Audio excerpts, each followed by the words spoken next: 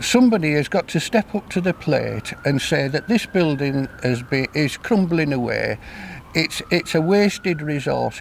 We're wasting our heritage.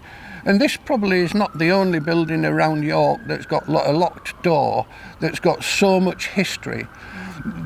For a long time now, many visitors to York, as well as local people, have walked past the Red Tower and it's been below the radar. The walk past it has been just another means of getting onto the next part of the wall without really stopping to think or knowing anything about the history of the tower and how iconic it is, because it is an iconic building, the only red brick building on the city walls, and built actually from some of the funding that was donated by Richard III. At the beginning of 2015, the tower had remained dormant for quite a long time prior to that, and it had been used as a council storeroom for grass cutting machines and builders' rubble and building materials and such, until one of our volunteers who had the brilliant idea that the tower needed opening up, it needed light into it, it needed air, and it needed using for the benefit of the public and the local community.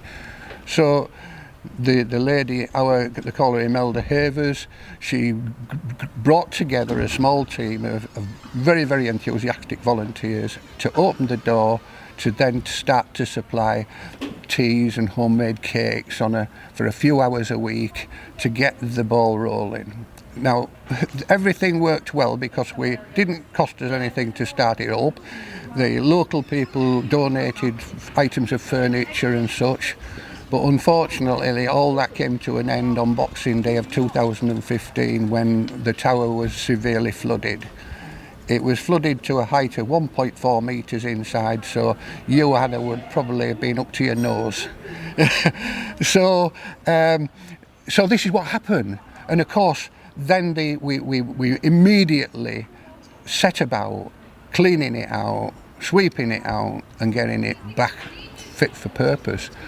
But we were then approached by people that were working with the aid organisations around York to actually use the tower as a storage and distribution point, which we did. And so from mid-January, early February, right through till the mid to late March, we were actually supplying aid to the local community in the form of buckets and mops and cleaning products and things like that. So we then got back up and running, that got cleared out, and then we then started to put together our little pop-up cafe again, which we did do. But what we then decided to do was we had this vision of where we would want the Red Tower to go in the future. And that vision included us taking overall control from the City Council by applying for a 30-year lease, which we were successful in getting. We employed a heritage architect to change the interior of the building to make it very, very suitable and very nice and very tasteful, because the stairs were not fit for purpose. We needed a new staircase, we needed an internal toilet, we wanted a small kitchenette, and we also wanted the first floor to be converted to be fit for use so that we could use the first floor, set the first floor up for hire. Of course, all this needed planning. The plans went to council. The council very, very approved the plans.